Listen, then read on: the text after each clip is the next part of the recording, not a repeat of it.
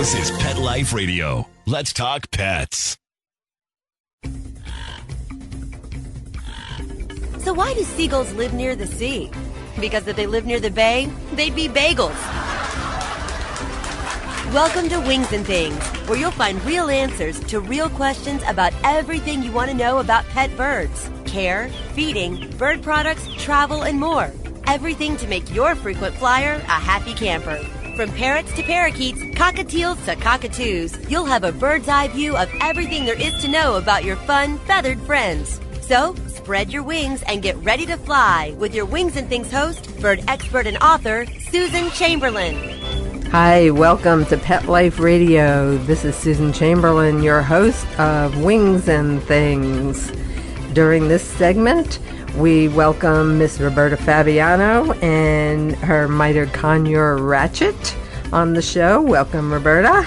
Welcome, Susan, once more. We're going to be doing a household safety audit during the first part of the program. Then we're going to introduce you to Featherbrains, the first bird-brained quiz game. We're going to have some fun with that. See if you can answer some questions, and you can play right along with us. We're going to have a species spotlight featuring cockatoos, and then we will see if Ratchet has anything to say to us. Do you have anything to say today, Ratchet? Ratchet, come on, get over here. Come here. Would you like to say hello? Come on, sing. Say hello. Ask Susan what's up. What's up? Ask her what's up. No. Well, there she is chattering away. You know, if you want to see Ratchet and Roberta, just go to YouTube and check out Parrots Forever. That's Parrots, the number 4, EVER. And you'll see Ratchet acting like a little rock star, flinging her guitar around. And you'll also hear Roberta singing some of her original songs. Roberta is also the lead vocalist and guitarist with the legendary Peter Duchin Orchestra. She is mom to Ratchet, the mitred conure. And Roberta's song, Dogen, Connor, and Tupelo, is featured on the video of the wild parrots of Telegraph Hill. You can hear the song on YouTube, and you can also sample it on Roberta's own website, www.robertafabiano.com. That's RobertaFabiano.com. Okay, Roberta, you know what? Let's talk a little bit about safety. You know, the other day I went downstairs holding Bogart, my Red Lord Amazon, and I hardly noticed that the ceiling fan was actually spinning below us because we were up above it.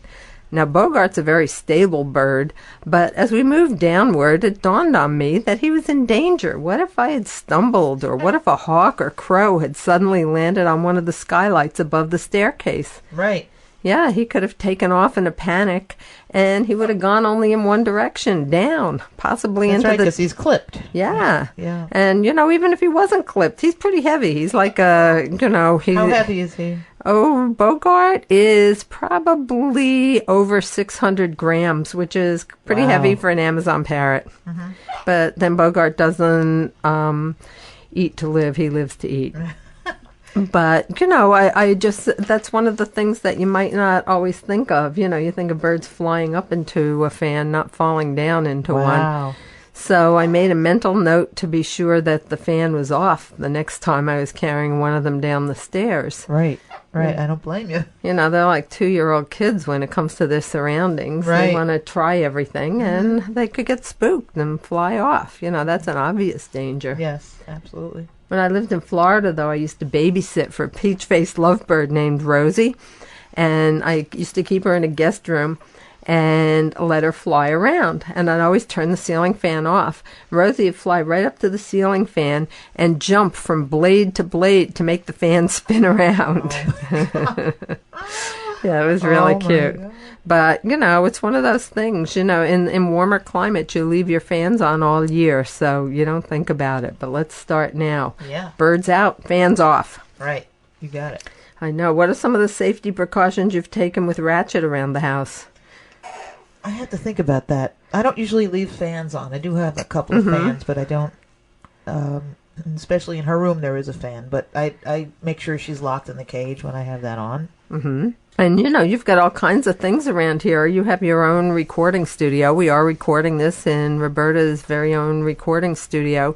So Ratchet's sitting here with us with all these wires and microphones and everything else. Well, she doesn't usually chew on wires, so that's good. Oh, that's a good thing. Yeah. But, I guess supervision is the key. Mm-hmm. Ratchet's kind of a Velcro bird anyway. She just sticks to you.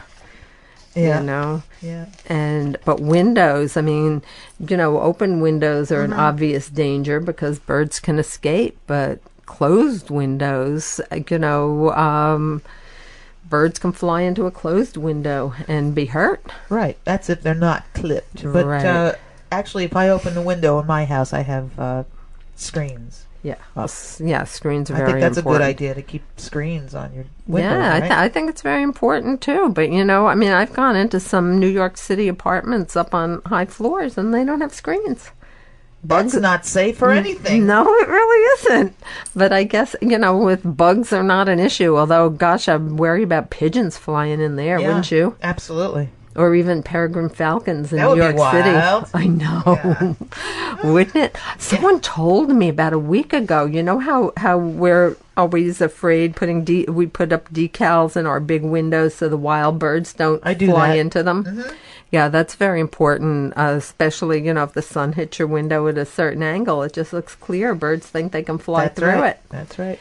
So, I just heard a terrible story from somebody. They said a hawk flew into their window and didn't stop. The window broke and the hawk kept coming. Oh my gosh. I know. It was like flying around. It was flying around the house. She was like screaming and finally got the hawk out of there. Was the hawk harmed at all? Do you know? She doesn't know. It flew out. It was a big hawk. Those are dangerous. Wow.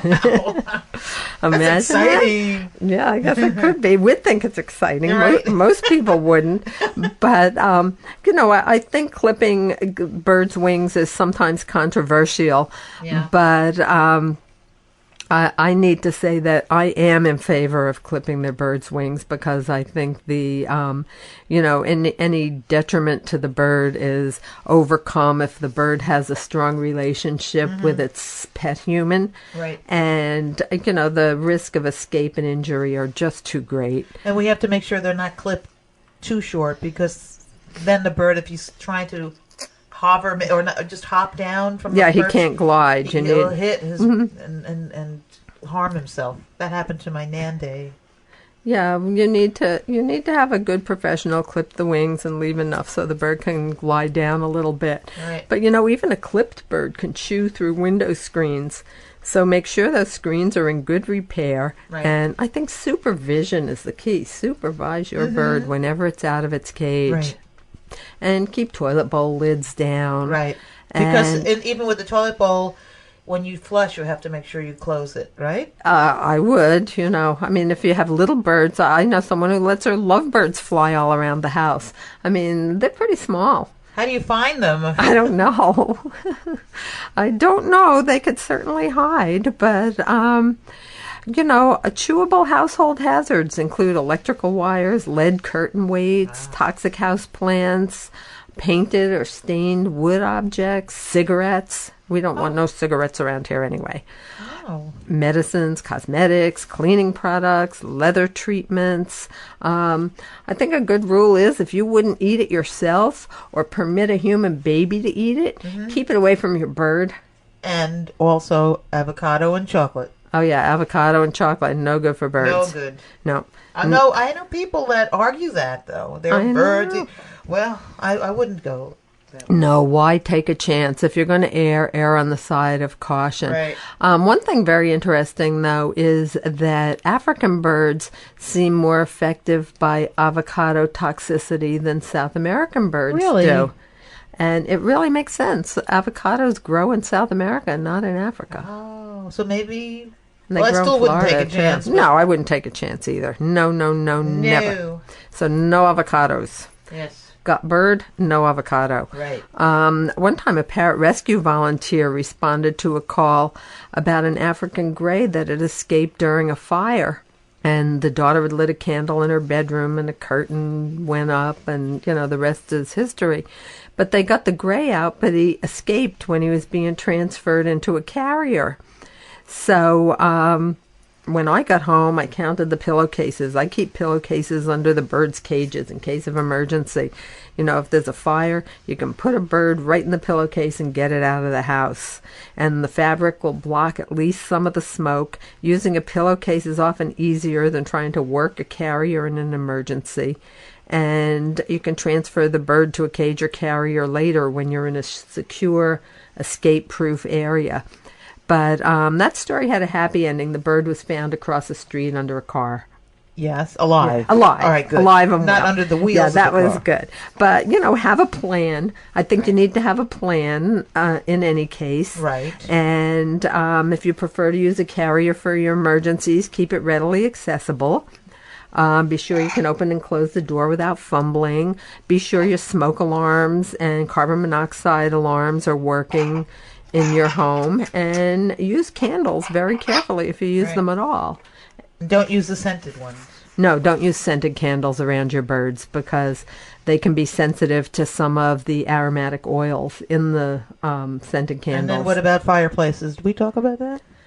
Fireplaces. Well, fireplaces generally vent to outside, but if you have a smoky wood fire going, I would relocate your bird to another area of the house. I mean, you know how you feel yourself when you've got all that wood smoke going on. It kind of dries out your throat, makes you sneeze.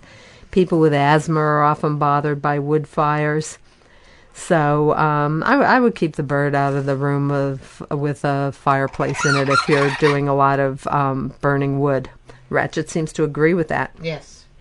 But then, you don't want to be burning wood and have the bird in a room right up above that room because the air will just go right up there. So are birds smart enough to know not to fly into a fireplace? Well, that's really a good question because, in the wild, birds are smart enough to fly away from fire. Mm-hmm. In our homes, it's a whole different thing. They have a whole, while they have some of their natural instincts, you would think that they would be smart enough, but their perspective is different in a home. So make sure you use the fireplace screen. Don't take a chance or keep your bird in its cage if you've got the fireplace on. Right. Why take a chance? It's just not worth it. I met someone that had a pot of boiling water on the stove and her bird flew into it. Now, how could a bird just not know any better and fly? Well, the bird doesn't know that that's a pot of boiling water. It doesn't feel the heat. Well, it might not feel the heat until it's too late, and it might not make the connection that the heat is coming from there. Birds in the wild don't live around hot springs. They don't know to avoid that. Well, the bird survived, though. Wow, that's amazing. Yeah. The feathers must have protected it. Yeah. Certainly very, very important, very scary. So when you're cooking, cover those pots. Keep your bird in its cage. And don't use Teflon. No, don't use Teflon. Well, Teflon's a brand name. Oh, right, but... so Teflon's a biggie. You don't want to use Teflon or any other non-stick cookware. Right. I know we've said that before, but we can't say it enough. No, we have to say it during every program at least once. Yes. That non-stick cookware and appliances are coated with a product that contains polytetrafluoroethylene. When it's heated, it emits fumes that will kill birds quickly. One of our bird club members had a strange experience with her birds. One of her lovebirds got her foot tangled up in heavyweight paper towels. We think that it's a really safe cage liner, but the bird had chewed holes in the toweling and got the paper just wrapped around her leg. So, what happened? Well, she was able to get it off. The owner was able to get it off, but if she hadn't been home, the bird might have lost a leg or been horribly stressed or whatever. But the heavy-duty paper towels don't rip easily. I'll tell you, the other thing with my Nan Day is that I had a blanket, sort of a woolen type of woven blanket over its cage at night. And that was not good, I learned. No, well, they can get their feet caught their toes caught in the that loops. happened to him. Mm-hmm. Yeah, and that's not a really good thing. Use something smooth, like a nice smooth cotton cage cover, like a sheet. That'll work nicely. Yes. Birds will probably eventually make their own holes in it, and then you can just replace it. Mm-hmm. But you have to be careful. There's some dangers you can't see too. Viruses, bacteria, molds. Keep a separate cutting board for your birds' fresh fruit and vegetables. Disinfect your counters regularly.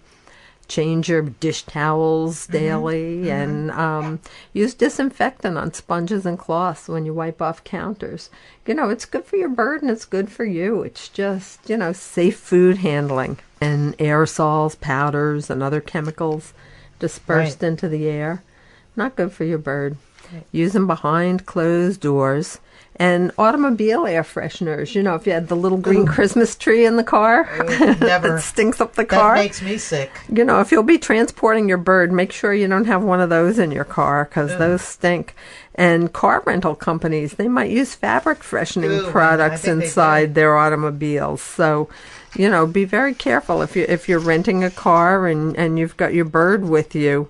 Just ask for a hypoallergenic car. That would probably be a good thing. And non-smoking hotel rooms.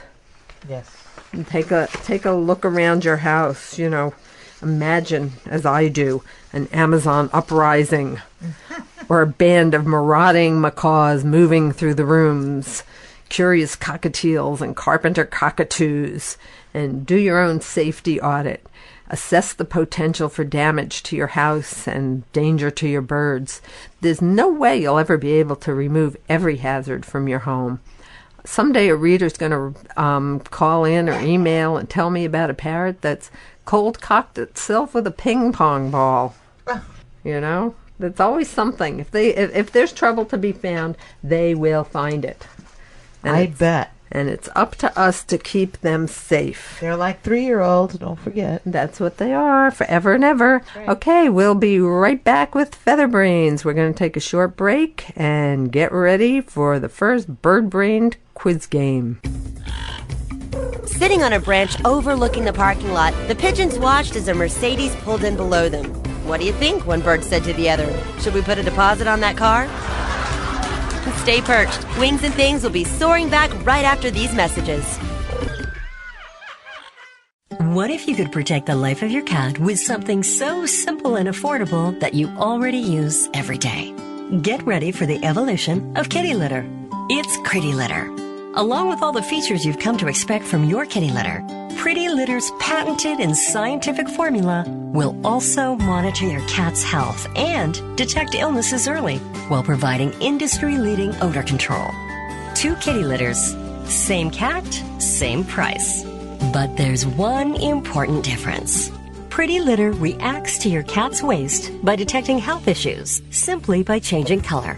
And the key is that Pretty Litter detects these issues before your cat shows symptoms of physical illness or pain, likely saving you major dollars in vet bills while protecting the health of your cat. What do you think, little guy? Ready to switch litter? Pretty Litter. Colorful insight into your cat's health. Go to prettylittercats.com/cat101 or use coupon code CAT101 to get 20% off your first subscription order.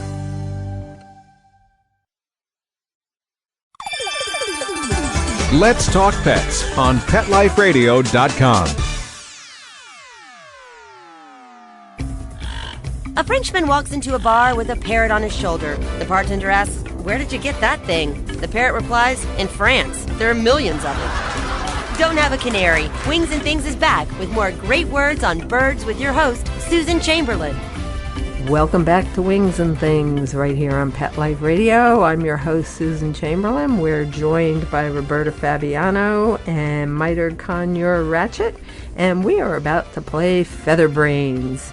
This is the first bird-brained quiz game, and we're just going to see if Roberta's going to be thrown out of the nest, if she's the weakest beak here, or if she knows the answers. They're all multiple choice, so just play right along with us. Can I have Ratchet answer for me? You can have Ratchet answer for you. Okay, Ratchet. Yeah. There she goes. There she goes. Some birds are hybrids. The definition of a hybrid is a mutant, a cross between two different species, or cousin Ed. I think it's more like, no, I won't say it. I have a brother. No. I think it's, the hybrid is the cross between two different species. You're right, Roberta. It is a cross between two different species. An example is the Catalina macaw, but we're not so sure about cousin Ed. Okay, now for our next question.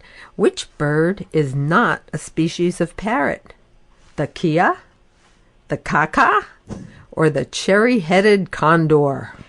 Well, let's see. Kia. Depends on how it's spelled because there's a car by the same name. But this is K-E-A. Okay. No, there is a Kia. I know that. The one thing I know doesn't exist is a cherry-headed condor. So that's my answer. Okay, well, you're absolutely right. There is no such thing as a cherry-headed condor. Kias and kakas, however, are related to parrots, and they're members of the genus Nestor. They're native to New Zealand, and the kaka is extinct, and that's spelled K-A-K-A. What did that look like? You know, I don't even know. I don't know that I even saw a picture of it. But kias are great big brown birds with hooked bills, and they cause all kinds of damage when people drive into parks where they are. They steal the windshield wipers off their cars, and they've even been known to chew on tires and flatten them. And they don't fly. So how do they get on top of cars? I think they fly like turkeys do. They hop. They're they jump. flightless parrots. I don't know. I don't know that they would climb. We'll have to look that up and put that in a later show. Okay. But I did see some video on. I'm not sure if it was the Look Who's Talking video, but they showed some Kias and they were on top of a car and they were just stripping. It had a vinyl roof on it and they were just stripping the vinyl right from the car. Oh my God. Okay, question number 3. Okay. To prevent a bird from flying, you must clip its cere, primary flight feathers, or greater underwing coverts. I say B, the primary flight feathers. Say that fast 3 times. Primary flight feathers. But I'm not going to do any more than that. The cere is the skin around the nostrils, and the underwing covert feathers are small and short and do not enable flight. So yes, Roberta, the primary flight feathers is the correct answer. You are doing great. All right. Okay, the Alexandrine parakeet is so named because it was kept as a pet by Alex Trebek, Alexander the Great, Alexandra de Markov. Well, I don't think Alex Trebek has been around long enough for a parakeet to have been named. So I think Alexander the Great. Okay, you're absolutely right. Alexander the Great had Alexandrine parakeets. They were brought to him by explorers to the east. Next question. Yes. This parrot, an occasional visit to the American Southwest, is the subject of a reintroduction program in New Mexico. Is it the great-billed parrot, the thick-billed parrot, or the red-spotted racket-tailed parrot? Wow. I don't really know, but I'm going to take a wild guess that it's B, the thick-billed parrot. You are right. The thick-billed parrot, a former resident visitor to the Southwest, has been released in limited numbers in the U.S. Oh, that's great. Breeding in the wild has not, however, been noted in the United States. No, the only reason I thought it was that because you and I went to the Queen's zoo. Yes. Right? Wasn't it the zoo? And we saw them there. We did. And they're still there, so everyone could go there. Yes, it's the Queen's Zoo in Corona, New York. Isn't it in Corona? Yes, it's Flushing right. It's Flushing or Corona. It's by the old World's Fair area. And it's just a lovely zoo, and they have a beautiful thick-billed parrots exhibit. Yes, and a great aviary you can walk through. They do, and they have really nice thick-billed parrots T-shirts too. Yes, I bought one. They do. So did I. Okay, next question. Yes. Some birds are sexually dimorphic. This means they are sterile, or you can tell male from female by looking at them, or you're likely to see them on late-night cable TV. Who came up with that one? No, I think that we don't have a writer's strike here. That's a good thing. Okay. So I think it's B, because I know with the eclectus that they you can. That's the only parrot I know. You can definitely tell the difference because the male is a certain color and the female is. So that dimorphic is the word, I think. Yes, it is. That means you are right again. You can tell male from female by physical characteristics such as beak or feather color or the markings. The eclectus parrot is a great example. The female is bright red with a bluish purplish chest, and the male is like this beautiful, brilliant green. Senegal parrots also are sexually dimorphic. Oh, I didn't know that. You know my two little Senegals? Yeah. Well, if you look at the male, the feathers, the vent feathers on the male are a gold color, and the vent feathers on the female are green. Oh, did not know. Okay, question number 7. Yes. A barbule is an infection, the individual spike on a feather, or a species of parrotlet. All right, I'm going to say B again because that's what I thought it was. The barbule. Yes. Yeah, is that what it is? Yes, a barbule is the individual spike on a feather. Again, Roberta, you are going, my goodness. you Wait, know, does this 7 mean- for 7. Does this mean I get to keep my parrot? It does. Okay. The bird who played Polly in the movie of the same name was a blue-headed pionus, a blue-fronted Amazon, No. or a blue-crowned conure. Blue-crowned conure. Okay. That I know. That she knows. That was Polly. Yes. Okay, feather shafts are composed of plastic, No. bone, or keratin. Keratin. Okay, you're absolutely right. But keratin is made out of what, though? Keratin is also present in human fingernails. It's the protein. Oh, okay. Okay. Well, wait a minute. Now I'm going to ask you a really stupid question. What's the name of that? Oh, no. I'm thinking of creosote. Oh, creosote. No. What's in the your fireplace now? We could have had that. As one of the answers, I guess. I guess. Okay. Now, the Long Island Parrot Society's Parrot Expo 2008 will take place on July 20th. No. Oh, wait a minute. I don't know. October 11th. Or December 25th. Well, I would think it's in October. It's always in October, so I have to say letter B. October 11th, yes. Am I right? Yes, that's the Long Island Parrot Society's Parrot Expo 2008 will take place on October 11th in Freeport, New York. Go to www.liparrots.org for more information. If you love parrots, you have to go to this. I know, it's really great. Yeah. Okay.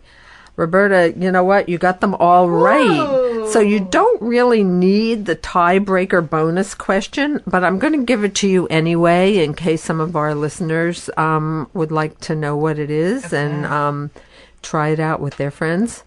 Okay, New York State was among the first to enact a ban against selling wild-caught exotic birds within the state. In what year was this law enacted? 1992, 1996, or 1986? I think, I really don't know the answer, but I'm going to take a wild guess of 1996. No. That's not it? Nope. One wrong. Oh, I had to do that. Although you got all the other ones right. When was it? New York's exotic bird ban was enacted in 1986. The Wild Bird Conservation Act, which is a federal law of 1992, banned most imports into the United States. So New York was ahead of the loop on that one. Good for New York. Well, thank you for playing Featherbrains with us. And Happy to have done that. oh, I know, it's so much fun, isn't it? Yeah. It really is, especially when you have a bunch of people doing it. Yes. So we hope you've done it too, and make up your own questions and email me some at susan@petliferadio.com. We're going to take a quick break, and then we'll be back and tell you something about cockatoos. Okay, we're back. This is Susan, your host of Wings and Things here on Pet Life Radio. And as we promised, we're going to talk a little bit about cockatoos. Now, those are the big white birds with the yellow crests, the salmon pink birds with the darker salmon crests, and the all-white birds. Cockatoo owners just love their birds. These gorgeous white, peach-tinted, or yellow-crested creatures are prized for their beauty and loving natures. It is this loving nature that's very often the cockatoo's worst enemy. Never let a cockatoo know that it can get any more attention than it's already getting. This advice came from a friend who's worked in the pet industry for more than 20 years. New and potential cockatoo owners should repeat this phrase daily. They buy the birds, love them to pieces for the first few months, and then real life comes along and they have to leave the bird alone while they go to work or partake in some other time-consuming activity. The cockatoo is bereft and begins to exhibit unacceptable behavior, emitting ear-shattering screams or plucking its feathers. The secret to a successful relationship with a cockatoo may be psychological. Get the bird accustomed to spending 5 or 6 hours a day inside its cage, in case you have to be away from home regularly. Because cockatoos crave company, leave the television on while you're out of the house. Cockatoos possess a great deal of beak dexterity and strength. They must be provided with challenging toys and cages with secure welds and locks. Some owners insist that their birds have learned to pick padlocks, so they've switched to combination locks. One sign of a healthy cockatoo is the presence of a talcum powder-like dust on the feathers and beak. Allergy or asthma sufferers are advised to consider another species.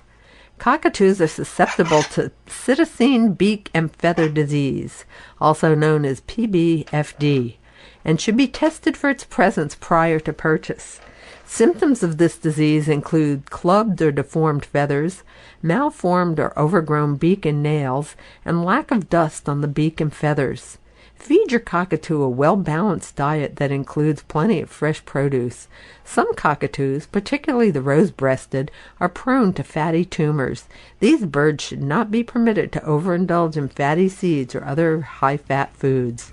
That's all we have time for on this episode of Wings and Things. But next time we'll talk about some of the individual cockatoos. And I want to thank Roberta Fabiano and Ratchet for being here. Oh, we had fun. Thanks for having Wings and us. Things. Okay, thank you. I'm Susan Chamberlain on Pet Life Radio. This has been Wings and Things, and thank you for listening. Bye-bye. Join us every week on Wings and Things with your host, Susan Chamberlain, and get a bird's eye view of everything there is to know about pet birds and how to make your frequent flyer a happy camper. Wings and Things, only on PetLifeRadio.com.